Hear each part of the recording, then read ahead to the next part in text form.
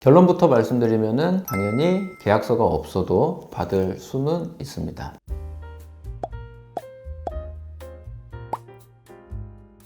안녕하세요, 원영재 변호사입니다.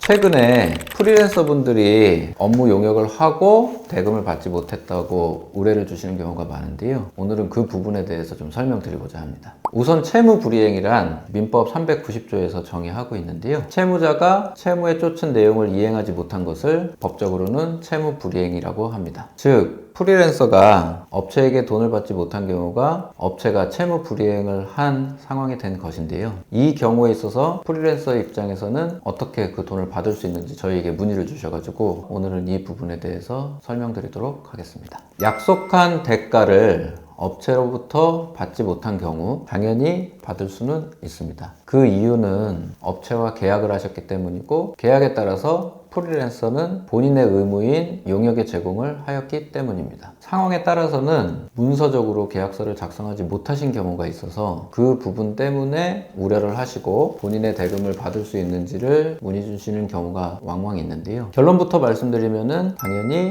계약서가 없어도 받을 수는 있습니다. 이 부분에 대해서 자세히 설명을 드리면, 우선 많이들 궁금해하시면서 정확한 개념이 없으신 경우가 있어서 계약서가 이와 같은 대금 청구에 있어서 필수적 요소인지를 먼저 설명드리겠습니다. 한 번쯤은 들어보셨을 만한 구두 계약도 계약이다 기억하실 수 있으실 텐데요. 말 그대로 구두 계약도 계약으로서 계약이라면 꼭 문서로 체결되어야만 계약이 성립되는 것은 아닙니다. 따라서 이 사건처럼 구두 계약만으로 업체와 프리랜서 분이 계약을 하셨더라도 계약서상 명시된 대금을 청구하실 수 있는 것이고요. 흔히 생각하는 계약서가 필요하다라고 얘기하시는 이유는, 계약서가 있으면은 실제 대금 청구를 법적 절차 진행하실 때 절차적 측면에서, 소송적 측면에서 더 유리하기 때문입니다. 조금 더 구체적으로 설명드리면, 민사소송법 제358조에서는 문서는 본인의 서명이나 날인 또는 무인이 있는 때에는 진정한 것으로 추정한다 라는 문서에 대한 진정의 추정 조문이 있습니다. 이것을 근거로 소송에서는 서로 기명 날인이 된 계약서가 증거로 제출된다면 그 계약이 성립되었다는 진정의 추정을 하여주고 소송에서 유리하게 청구를 이끌어낼 수 있는 것이지요.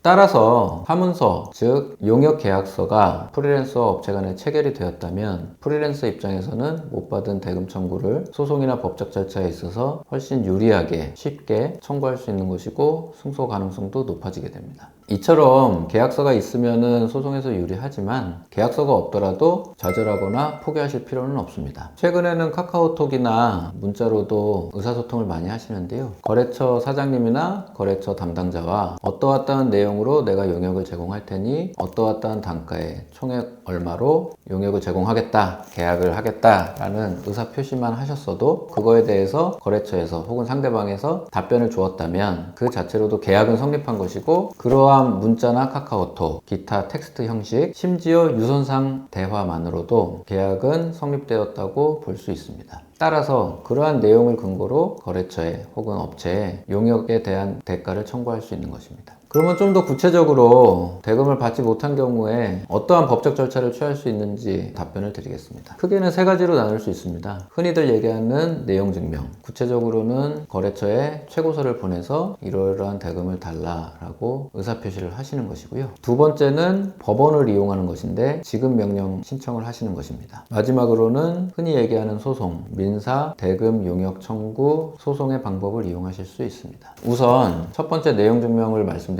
제 개인적인 경험이긴 하지만 내용 증명은 현실적으로 혹은 실질적으로 큰 효과를 발휘하지 못하는 게 제 경험이었습니다. 그 이유는 이미 이러한 절차를 밟을 정도로 상대방이 대금을 지급하지 않고 있고 대금 지급을 회피하고 있는 경우에는 내용 증명은 직접적인 효력이 없으므로 혹은 집행력이라고 하는 효력이 없으므로 실질적인 효과가 없기 때문에 상대방도 이 부분을 무시하고 때로는 간과하면서 회피를 더욱 편하게 하는 경향이 있기 때문입니다. 따라서 저희는 법적 절차를 권장해 드리고 있고요. 그 첫 번째인 지급명령 신청의 경우는 법적 절차가 간편하게 이루어진다는 장점이 있습니다. 지급 명령을 신청하게 되면 우선은 상대방의 이의 신청이나 답변서 없이 해당 내용의 청구가 법적인 근거가 있는지, 청구인에게 권리가 있는지를 판사님 자체적으로 판단하셔서 법원에서 내려주는 명령입니다. 따라서 그 기간이 짧고 채권자 입장에서는, 즉 프리랜서 입장에서는 상대적으로 수월하게 법원으로부터의 지급 명령을 받아내실 수 있는 것이죠. 이러한 간편한 지급 명령 신청도 단점이 있는데요. 그 상대방이 지급 명령을 법원으로부터 받았을 때 이의 신청을 하게 되면 지급 명령은 그 효력이 없어지게 됩니다. 결국 다시 소송으로 진행되어야 하는 상황이 된 것이고요. 의뢰인이나 프리랜서, 즉 채권자 입장에서는 그 사이에 시간만 소요되는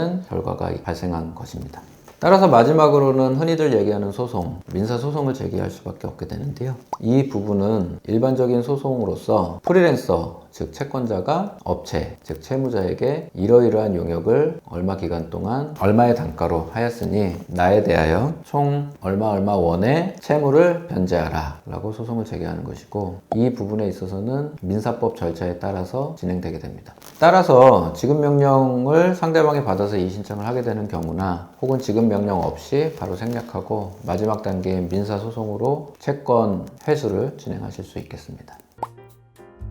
오늘은 프리랜서 분들께서 용역을 제공하시고도 대금을 받지 못한 경우에 대해서 법적 내용과 채무 불이행, 그리고 계약서에 관한 등등의 내용을 설명드렸습니다. 시청해 주셔서 감사합니다.